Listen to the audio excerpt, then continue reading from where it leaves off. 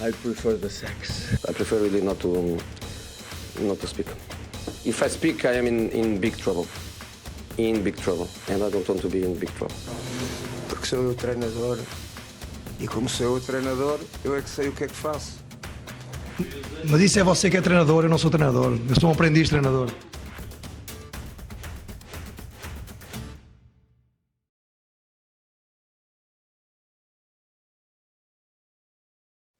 Olá a todos, sejam bem-vindos a mais um episódio da Visão de Jogo. Hoje tenho comigo o Mister Luís Pinto. Mister, obrigado por ter aceitado o convite. Vamos lá então falar aqui um bocadinho de futebol e do seu percurso até o momento. Obrigado eu, antes de mais, pelo convite e espero conseguir enriquecer o teu programa com alguma coisa. Mister, começo por perguntar qual é o balanço que faz da época. Aquilo que correu bem, aquilo que sente que poderia ter melhorado. Sim, o balanço que eu faço é um balanço muito positivo, e agarrando àquela primeira coisa que toda a gente vê, que são os resultados, não é? A nível de resultados, acho que foi um balanço extremamente positivo.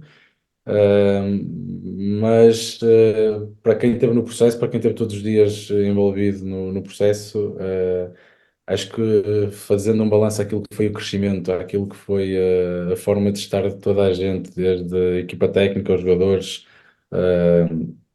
que somos mais envolvidos no processo em si, mas obviamente que depois toda a gente que nos dava suporte também presente, mas acho que houve um crescimento incrível, houve uma capacidade de nós acreditarmos sempre naquilo que era o nosso trabalho e de fazermos sempre mais para que pudéssemos conseguir ter melhores resultados, porque a época começou de uma forma difícil a nível daquilo que foram os resultados desportivos. Estávamos a conseguir ter um rendimento interessante naquilo que era o jogo jogado, mas não materializado em vitórias. Mas nós tivemos a capacidade de manter sempre a crença, o foco naquilo que era o nosso trabalho e que isso iria fazer com que nós tivéssemos sucesso mais à frente. E depois, felizmente, conseguimos fazer os últimos 2 terços da época com muita qualidade e acompanhados de bons resultados. Por isso, o balanço da época é extremamente positivo. É óbvio que aquele início, se calhar, tirou-nos uma possibilidade de estar numa fase de subida em vez de ser numa fase de manutenção, por muito que os nossos objetivos iniciais fossem sempre conseguir uma manutenção de forma mais tranquila possível. Óbvio que se tivéssemos conseguido o apuramento para uma fase de campeão era sempre mais apelativo, mas naquilo que foi o geral, acho que foi uma época extremamente bem conseguida mesmo. Ok. Você acabou de anunciar que não vai continuar no FAF. Pergunto como é que vai iniciar a próxima época no que diz respeito ao treino. Ou seja, eu sei que vai depender de muita equipa, muito provavelmente, mas pergunto se há padrão sobre a forma como começa a pré-época, se a treinar mais a fase defensiva, mais a fase ofensiva. Sim, padrão acaba por existir e acabamos por tentar sempre fazer desde o início um, ter um padrão naquilo que nós depois vamos trabalhando ao longo do ano. Nunca descurar uma fase, não trabalhar só a fase defensiva, não trabalhar só a fase ofensiva, ter sempre a fase ofensiva e defensiva como no nosso microciclo e respeitar muito aquilo que é o nosso crescimento. Contudo, acredito que possa existir aqui uma outra diferença fruto daquilo que foi esta época a nível de crescimento, a nível de processo, a nível de resultados depois, que tem a ver com focar um bocadinho mais em comportamentos mais básicos, adquirir um bocadinho melhor esse tipo de comportamentos numa fase inicial para depois sim podermos evoluir a partir desse ponto de partida, e ter muito, muito respeito por aquilo que são esses mesmos comportamentos básicos. Aquilo que for básico nós sabemos fazer bem feito para que depois possamos evoluir muito aquilo que é o nosso processo e acho que esse foi um dos grandes, foi, se calhar pode parecer estranho, porque nós todos sabemos que primeiro é preciso saber andar, para depois correr e depois fazer essas coisas todas, mas essencialmente ter essa noção de que é preciso fazer os básicos bem feitos para que depois possamos evoluir, seja isto no processo defensivo, seja isto no processo ofensivo, em tudo aquilo que é importante no nosso jogo, eu acho que vai ser muito, muito, muito importante nós, a nível de treino, olharmos para as coisas desta forma. Um crescimento sustentado, fazer bem os básicos e depois poder evoluir a nossa, a nossa ideia, o nosso processo a partir daí. Obviamente que seja em que contexto for, mantendo sempre aquilo que é a matriz e aquilo que eu gosto enquanto treinador nas minhas equipas. Isso nunca irei abdicar, como é hoje. Ok. Já agora no FAF, começou primeiro pela organização defensiva ou pela ofensiva? Não, foi muito em conjunto. Logo na primeira semana de pré-época, trabalhámos um momento de organização ofensiva e trabalhámos também momentos de organização defensiva. Aquilo que sentimos depois, isto foi um bocadinho uma reflexão já de final da época, aquilo que nós acabamos por sentir foi que a nossa equipa apresentou-se a um nível muito, muito, muito interessante no início do ano, mas por uma infelicidade ou outra acabamos por não conseguir fazer gols, acabamos por não conseguir traduzir isso em tantas vitórias como aquelas que nós desejávamos e precisávamos, obviamente. E nós depois tivemos que fazer um retrocesso durante o processo, tivemos que fazer um retrocesso e tivemos que ir, se calhar, mais a fundo em questões de organização defensiva e em questões simples de organização defensiva, mais básicas, que permitisse à equipa ter um maior conforto. E se calhar, sim, num próximo início da época, iremos ter aqui ou acolá mais atenção àquilo que são aquilo que é o momento da organização defensiva, em alguns detalhes, mas nunca, nunca, nunca descurando aquilo que é a parte da organização ofensiva. Primeiro, porque é a parte que eu mais gosto de trabalhar e que mais gosto que os meus jogadores realizem bem. E depois porque eu acho que marcar golos no futebol é a coisa mais feliz que existe. Nós festejamos os golos, por isso acho que temos que procurar essa, essa felicidade, mas temos que saber também que temos que ter a consistência para podermos ser capazes de a procurar. Claro. Mas eu estive a ver os últimos dois jogos da sua equipa na Liga 3. Reparei que é uma equipa que geralmente quer ter muita bola, principalmente a partir do pontapé de baliza. Eu pergunto-lhe se o facto de querer ter bola ou de querer ter muita bola a partir desse momento, se já lhe causou algum problema ou que tipo de problemas é que lhe conseguem causar a partir daí. Isto é eu acho que aqui é importante nós tentarmos, obviamente, fazer essas questões, que é que problemas é que nós já tivemos a partir daí, mas que vantagens é que nós também temos a partir daí.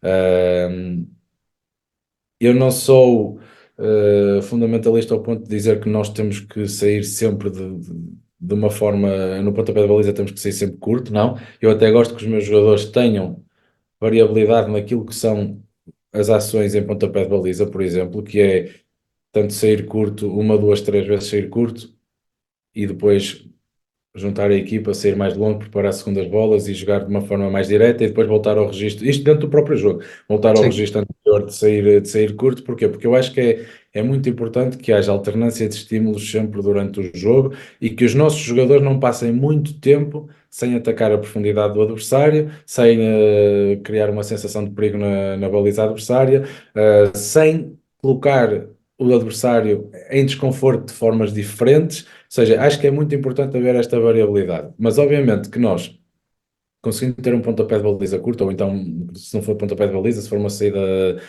de bola através de defesas mais curto, claro que se nós conseguirmos atrair a pressão e depois conseguirmos em conjunto ir ultrapassando essa pressão e ganhando espaço e ganhando terreno ao adversário, nós vamos acabar sempre por conseguir ter espaços para explorar, seja entre linhas, seja na profundidade, seja em corredor lateral, seja em corredor central, e são essas as vantagens que eu acho que existem de nós tentarmos ter uma saída de bola curta, para que possamos explorar esses mesmos espaços que o nosso adversário liberte, sejam eles quais forem, porque há adversários que podem libertar mais entre linhas e há outros que podem compactar completamente a equipa e libertam a profundidade das costas. E isso nós depois temos que ter a inteligência para conseguir explorar os espaços libertados por eles, e a inteligência pode ser previamente preparada durante a semana, como pode ser também aquilo que o jogo que nos está a dar naquele determinado momento. Obviamente que depois quais são os riscos que existem? Os riscos que existem é que se houver uma perda de bola em primeira fase em que a equipa esteja exposta, claro que Eu isso pergunto-lhe exatamente isso, porque eu lembro no jogo contra o Fence, se não estou em erro, a sua equipa perde duas vezes a bola pelos seus centrais e cria sim. duas ocasiões de perigo. Por isso é que eu lhe perguntei especificamente isto. Acabou por ser, aí acabamos por ter essas situações específicas que até acabam por não dar gol. Eu não me recordo de nós termos sofrido nenhum gol em primeira fase de construção, sinceramente. Recordo-me. Não, contra o Ofensa acabamos por sofrer, mas não foi a primeira fase de construção. Foi uma bola que foi posta nas costas e um jogador nosso Transição, escorregou e exatamente.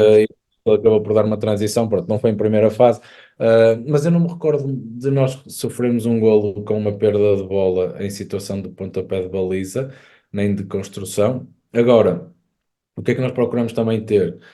É que se calhar é uma das coisas que foi evoluindo ao longo do tempo naquilo que é a minha forma de ver o jogo, é que procuramos ter mais gente na primeira fase de construção, ter jogadores mais próximos.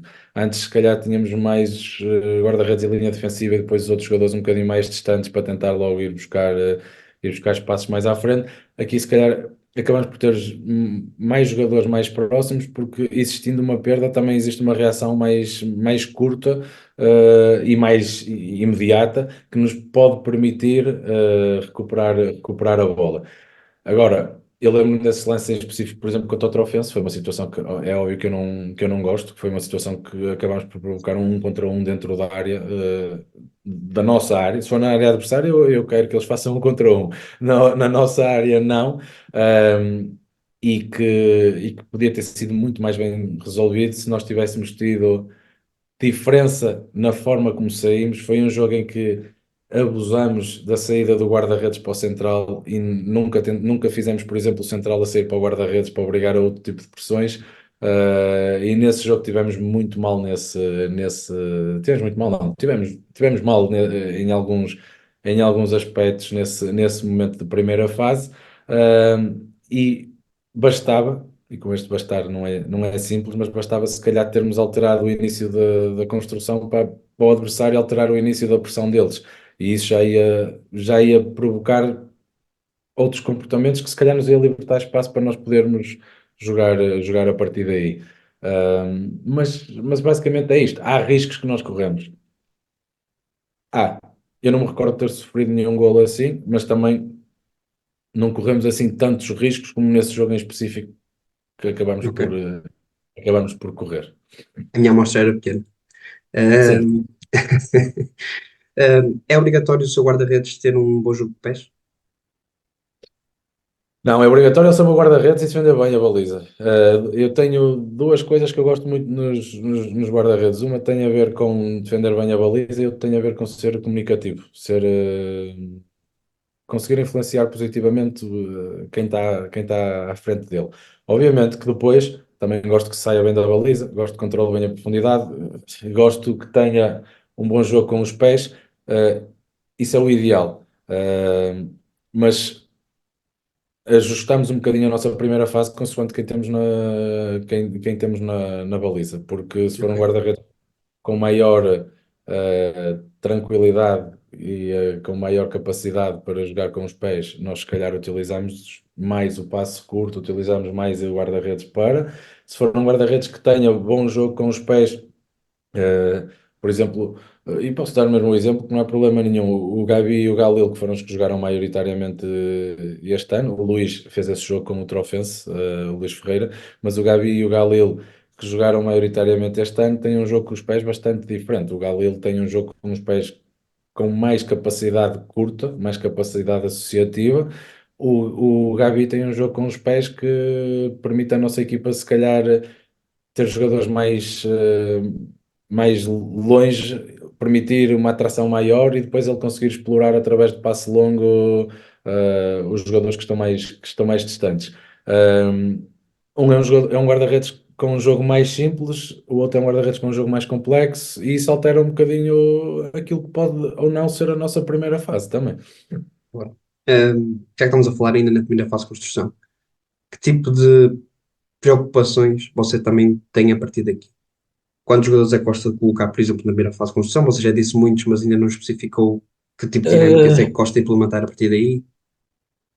Gosta de ter os Isso, dois isso, médios, gosta de ter um, isso varia depende. conforme o adversário. Isso depende. Há uma coisa que é essencial, que é o que eu estava a dizer agora para os guarda-redes, é válido para os outros jogadores, que é depende muito das características individuais de cada jogador.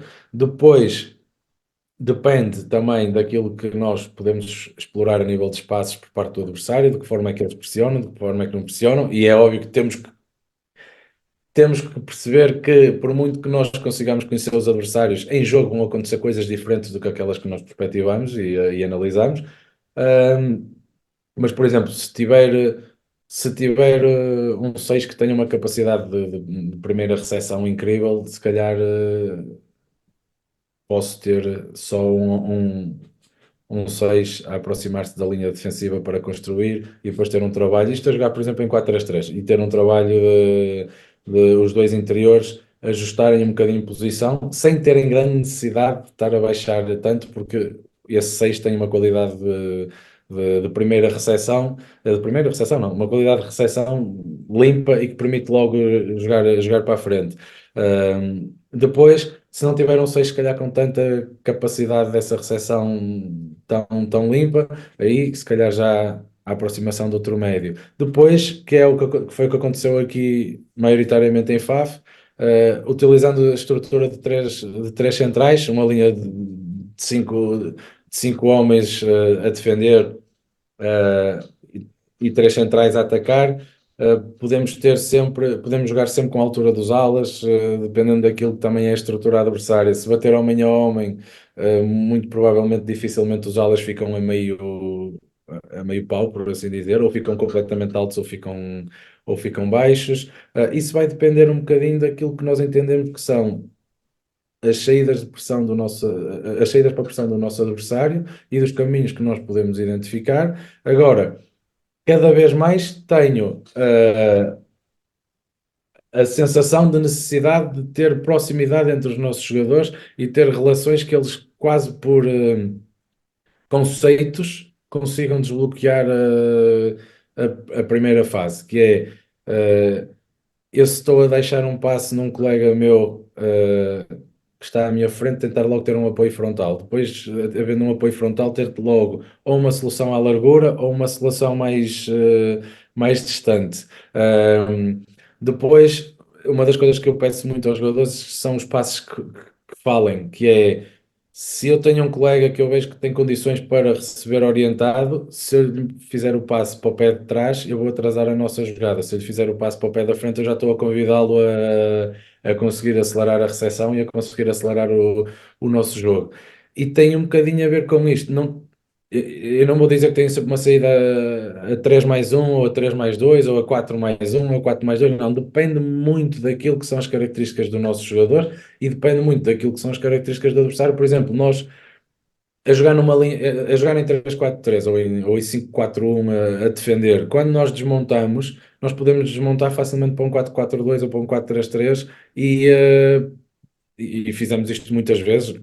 Nós jogamos muitas vezes com o Jorge Miguel a central à esquerda, que é um lateral de raiz, e quando nós precisávamos, acabámos por projetar o Léo, que era foi o que jogou a maior parte dos jogos agora na fase de manutenção. Acabámos por projetar o Léo, o Jorge Miguel abria à esquerda, a equipa rodava e ficava com uma construção a 4. Se tivéssemos que ter uma construção a 3, aí já podia rodar o Jorge novamente, ficávamos com uma construção a 3 e o ala.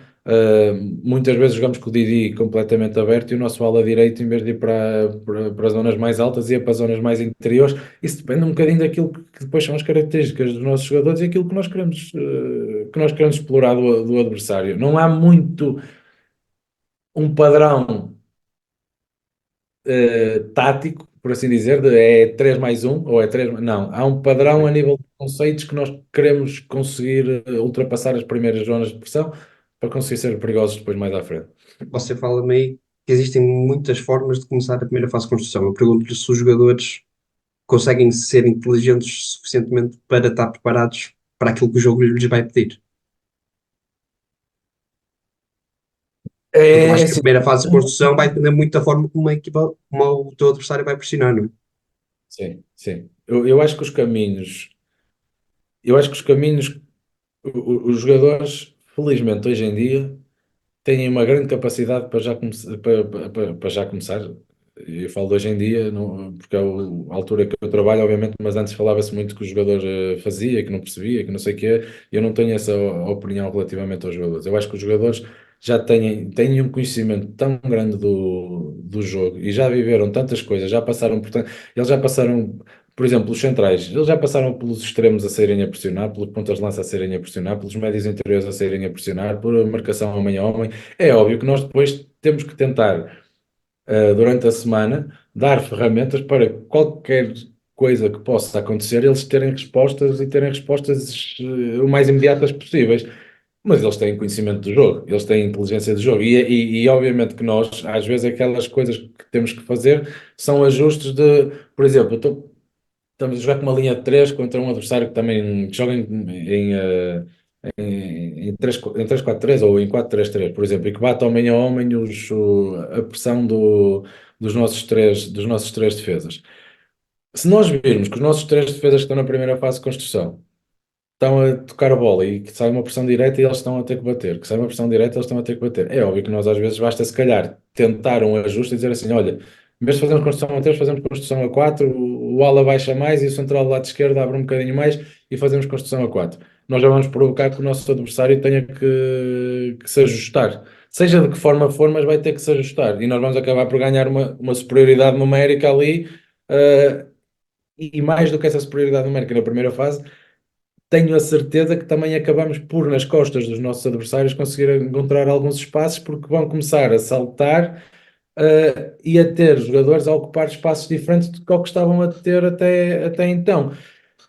É óbvio que nós podemos e devemos ajudar sempre assim, mas eu também já começo, não, eu acredito mesmo, eu acredito que os jogadores também já começam a ter bastante capacidade de interpretar aquilo que o jogo lhes está a dar, obviamente se tiverem um processo durante a semana que seja rico e que lhes permita Sim, tomar decisões. Acho que é muito por aqui, sinceramente. ok. Ok. Você falou que jogou predominantemente no 3-4-3 ou a defender o 5-4-1, certo? Sabemos que existem facilidades, por exemplo, no que diz respeito ao controle da largura, não é? Numa linha ofensiva de 5 jogadores. Eu pergunto-lhe que tipo de dificuldades é que esse sistema lhe consegue dar ao defender dessa forma. Pressing alto acaba por ser um sistema que, para pressionar alto, nós basicamente temos que alterar a estrutura inicial defensiva. Acaba por ter Os que alas haver uma. acabam por fazer muitas piscinas, não é? Ou os alas acabam por fazer muitas piscinas e depois acaba por não haver gasolina para tudo, ou então alterar um bocadinho e rodar a linha defensiva, poder projetar mais um ala como sendo médio, ou então uma das coisas que também acabamos por fazer muitas vezes foi projetar o central do meio para 6 e numa primeira fase de construção de pressão sobre a construção do adversário, pressionar em 4-3-3.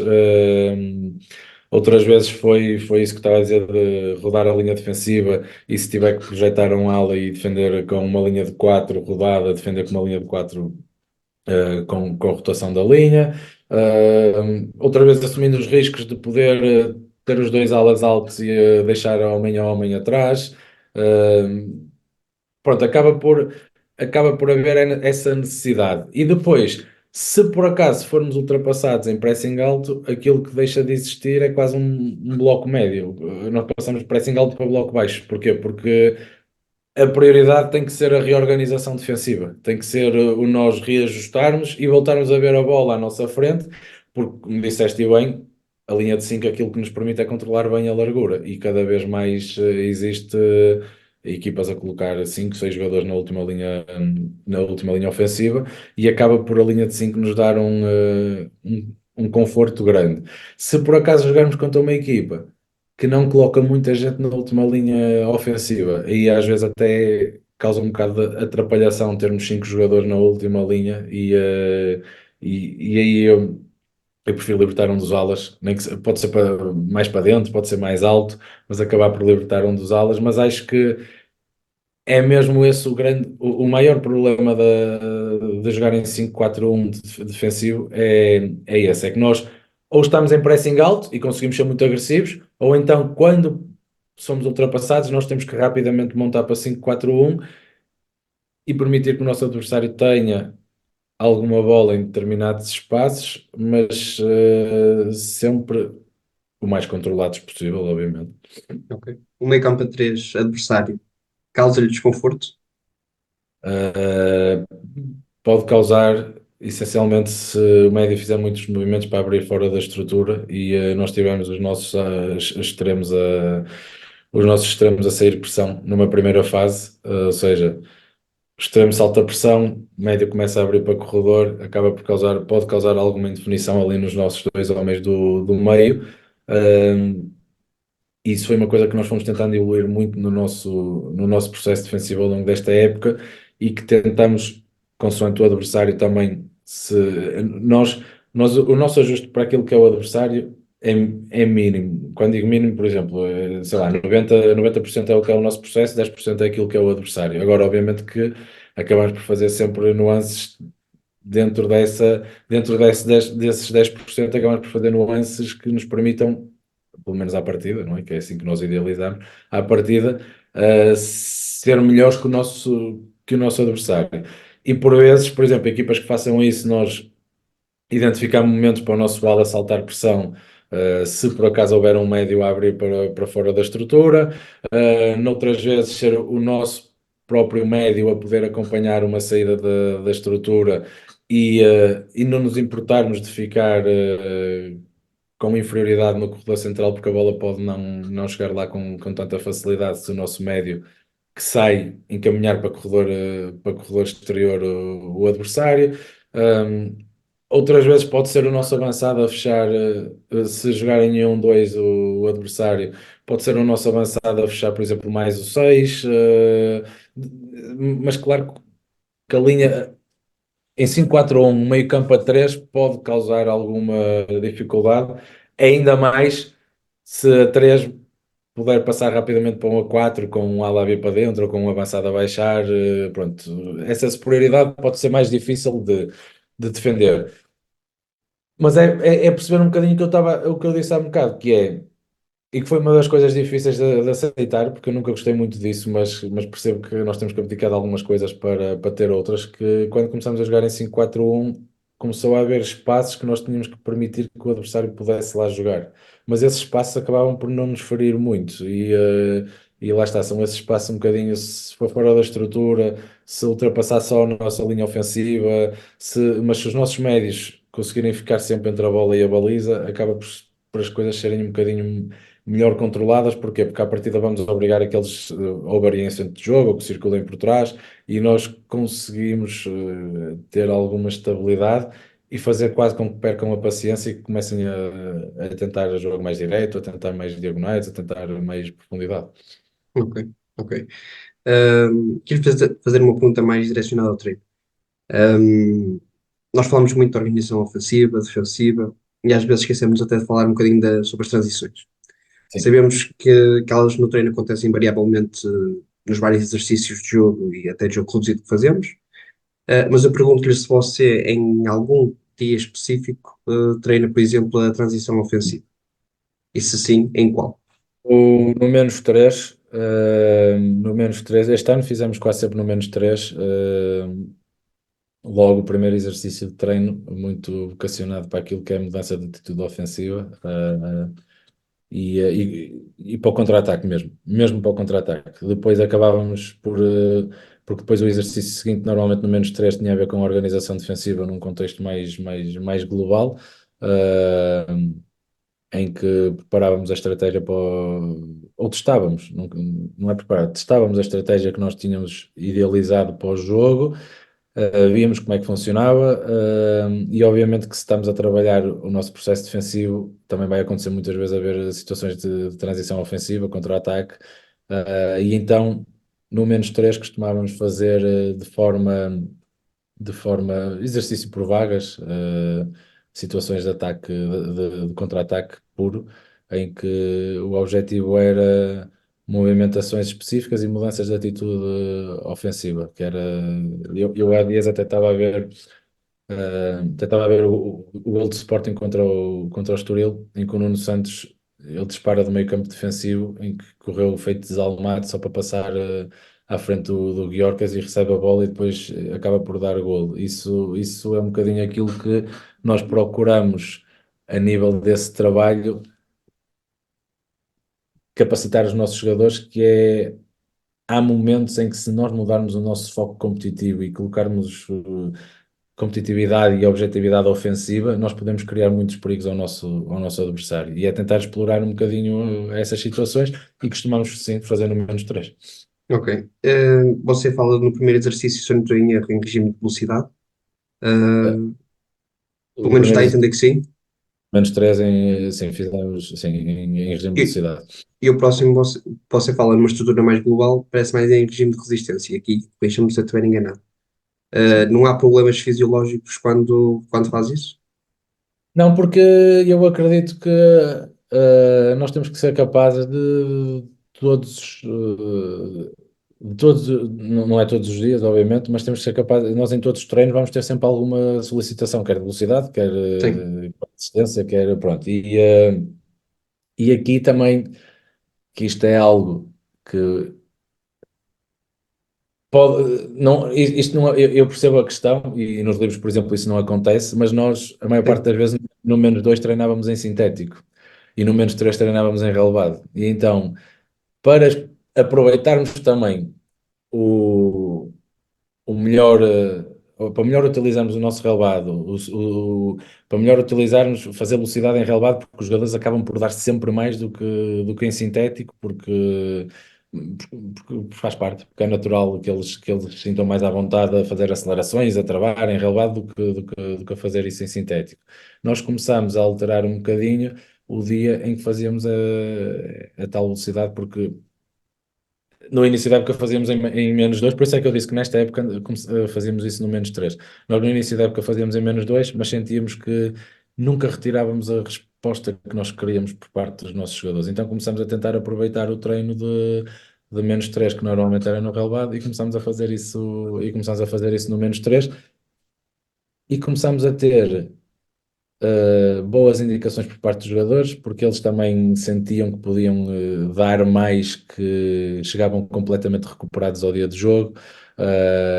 Pronto, começamos a ter aqui algumas coisas que fugimos um bocadinho daquilo que possa ser a metodologia que mais utilizávamos e fomos ao encontro daquilo que nós sentimos que funcionava melhor na nossa equipa. Mister, ainda falando sobre o treino, folga no dia mais um ou no dia mais dois?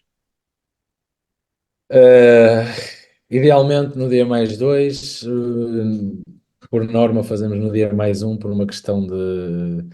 Eu isso olho muito àquilo que é a característica do plantel. Nós até, por exemplo, até dezembro mais ou menos fazíamos no dia mais um a folga e treinávamos no mais 2 de manhã, mas sempre com treino a seguir ao jogo.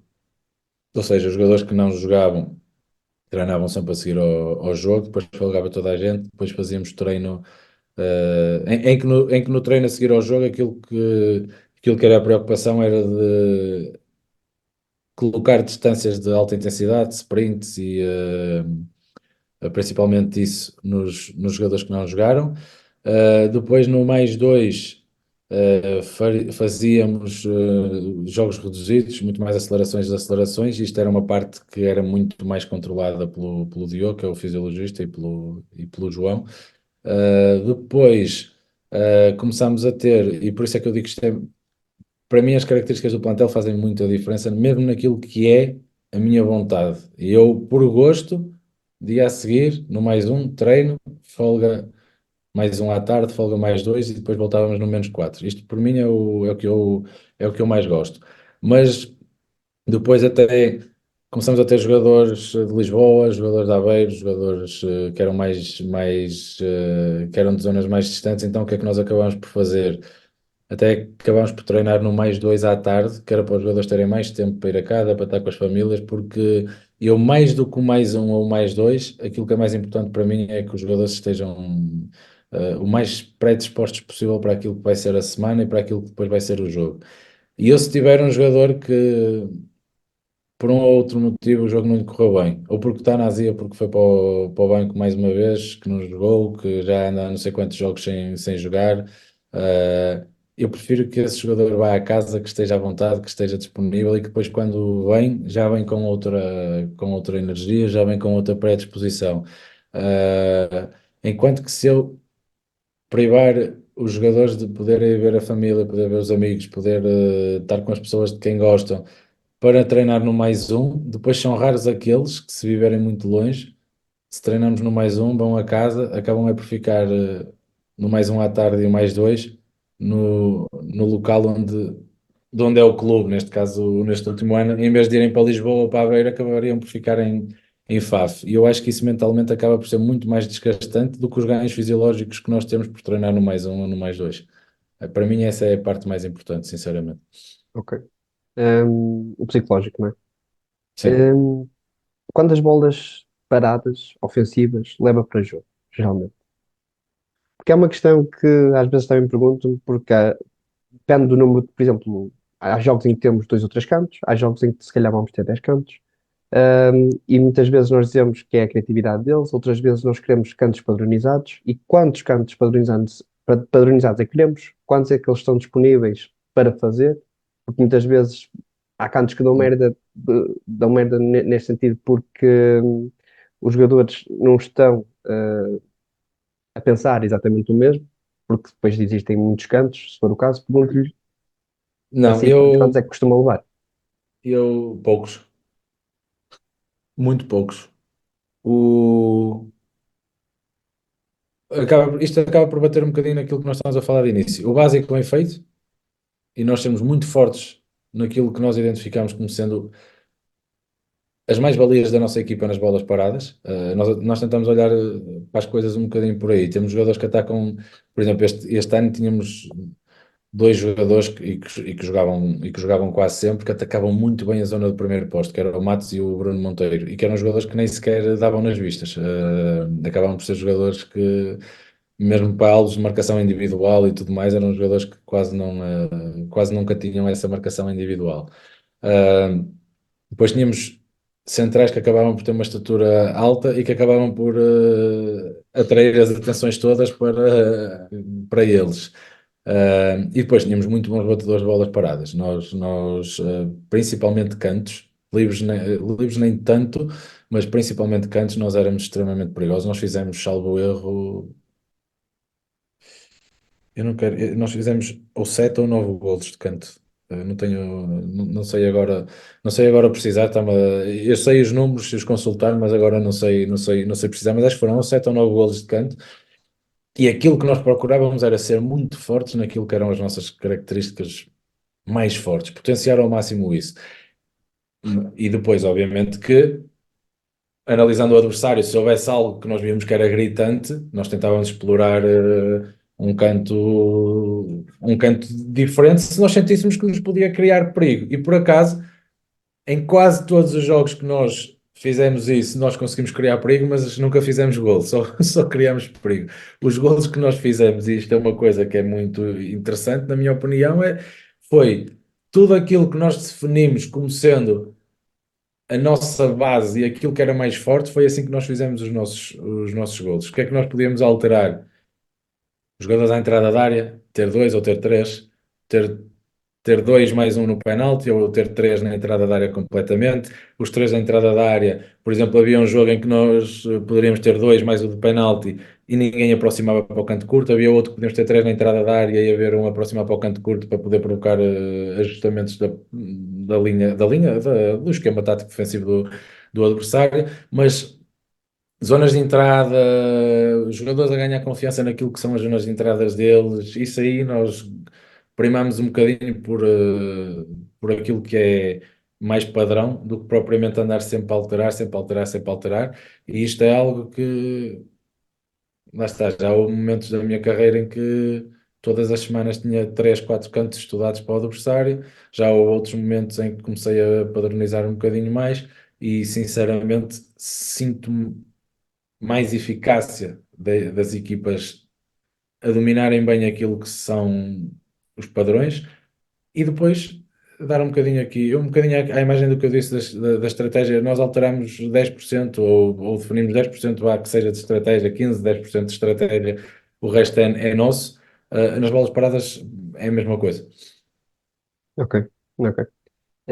Já agora termino com uma pergunta um bocado geral. Quais é que acredita que são as piores características de um treinador? As piores, As piores. O que é que o treinador não pode de todo ter? Ou não é convencional ter?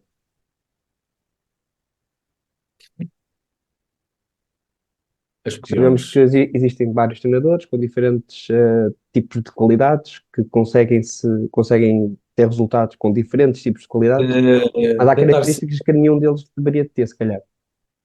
eu acho que tentar ser manipulador, acho que isso é impensável. Os jogadores percebem quando isso está a acontecer. Se o treinador for alguém que quer tentar agradar e deixar estar como é que eu ia dizer? E achar que pode ter tudo dentro do controle e vai tentar manipular um e manipular outro e manipular outro, eu acho que isso é impossível de acontecer. Acho que é impossível mesmo. Porque mais cedo ou mais tarde os jogadores acabam por se aperceber e não têm a mínima hipótese. Uh, Acho que também o treinador não pode dizer que é justo. Quem disser que vai ser justo vai ter dores de cabeça para ser justo e vai deixar de ser treinador ao fim de uma semana, porque é impossível ser justo com os jogadores todos. É impossível. Não dá para ser justo com os jogadores todos. Quem quiser tratar os jogadores todos por igual também não pode ser treinador, porque é impossível tratar toda a gente por igual. Não dá. Não, isto na minha forma de ver, obviamente. Isto é a minha forma de ver. Porque cada um é como cada qual, os jogadores antes de serem jogadores são pessoas, as pessoas têm perfis diferentes, há uns que acordam mal-humorados, há uns que antes do treino não dá para falar, há uns que a seguir a ficar no banco não dá para falar, há outros que dá, há uns que ficam numa azia tremenda, há outros que ficam na azia, mas com uma reciprocidade mais, pronto, mesmo assim acabam por ser recíprocos a um toque ou isto ou aquilo. Se houver algum treinador que diga que vai ser justo, que diga que vai tratar toda a gente por igual, não consegue, mais vale não ser treinador porque é impossível. Agora, tentar ser coerente e equilibrado, isso aí já é diferente. Respeitar toda a gente da mesma forma, o respeitar já dá para respeitar toda a gente da mesma forma. Não é tratar por igual, mas respeitar dá. E eu acho que acaba por ser um bocadinho isso. Eu acho que o dia a dia. Ainda há dias ouvi uma coisa, e eu isto também acredito que é plenamente verdade, o Neto a falar sobre o Ruben Amorim, que os jogadores reconhecem muito, os treinadores ganham o reconhecimento do jogador pelo conhecimento. Eu acredito plenamente nisso, que é o conhecimento que os treinadores passam para os jogadores e que os jogadores sentem mesmo que o treinador tem, eu acho que faz com que haja um reconhecimento por parte do plantel e depois, além disso, é a relação, é o dia a dia, é o sentir que pá, estou numa azia terrível com o homem porque ele meteu-me no banco e estou há 3 ou 4 jogos no banco, mas eh, é o que é. Ele já meteu a mim, já meteu o outro, já meteu não sei quem. eh, Isto aqui não há igualdade para todos, não há justiça no futebol, não há. E eu acho que esse é o principal fator: é quem achar que vai ser justo, igual, ou então que consegue manipular os jogadores, não tem hipótese no futebol. É a minha opinião. Ok. Mister, escolhe então aquela parte em que eu lhe pergunto se você prefere uma coisa ou outra e tenho que tentar responder sem justificar muito. Ok. Ora, treino ou jogo?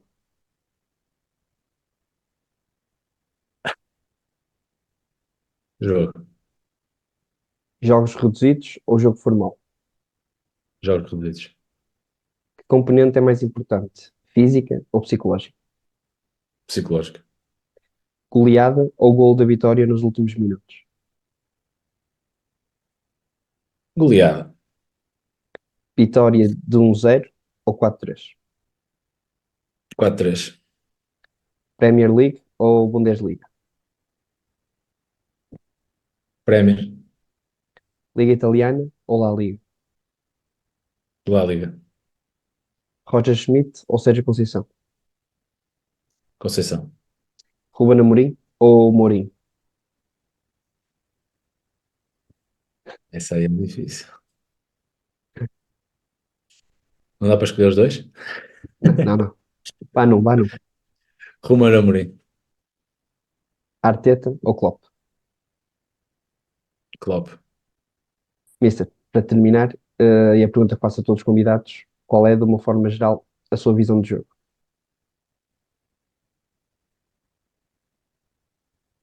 A minha visão de jogo, de uma forma geral, eu tenho que tentar fazer com que a minha equipa seja competitiva e que seja capaz de fazer face àquilo que são as exigências do futebol atual, e as exigências de andar num mundo e de conseguir ter sucesso num mundo que é extremamente resultadista e competitivo, uh, mas sem perder aquilo que me fez gostar de futebol desde sempre, que é a relação com bola, que é o golo, que é conseguir ter momentos de alegria a jogar futebol.